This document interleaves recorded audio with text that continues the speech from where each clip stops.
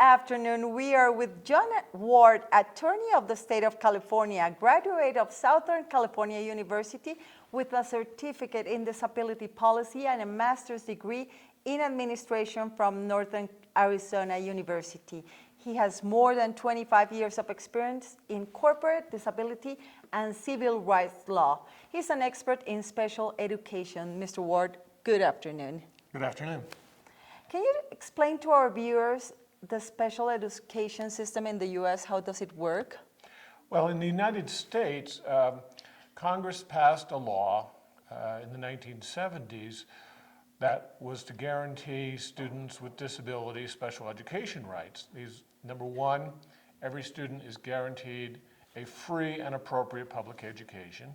And the other important aspect of this law is it guarantees students the right to be educated in the least restrictive environment, that is, only segregated or in special schools when absolutely necessary for the children's needs.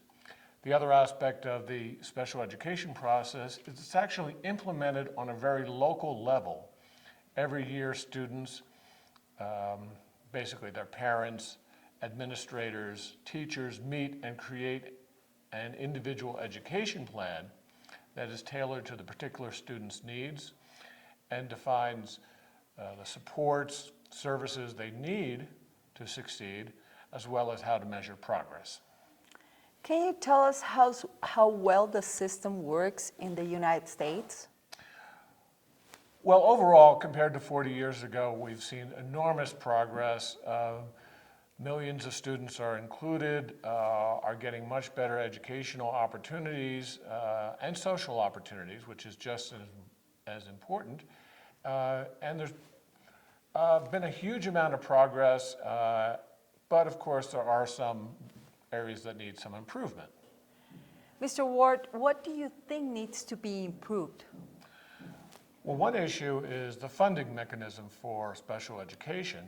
The federal government requires local school districts to provide special education services, but the federal government has never provided the funding for those services to the local school districts. This means that the local school administrators sometimes have to weigh different priorities and different issues and budgets in deciding what services to provide, what students get the services, and it creates some difficulties and tensions, and some students do not get the services they need. Another issue that has arisen in the last 20 years has been the great increase in the number of children with autism. And this raises the problem of how to identify these children early so that they can get the supports and the services they need to fully succeed in school. As it is now, many students with autism are not identified until they're 7, 8 years old, or maybe even a little older. While the research has shown that if children are identified earlier, at ages 2 or 3, there's a huge benefit from the therapies and services available, and that these children can fully participate and fully benefit from the school program. Very interesting, Mr. Ward. And we know that there is a research done recently in Italy on special education that throws interesting results that may be applied here in our country. Can you tell us about this?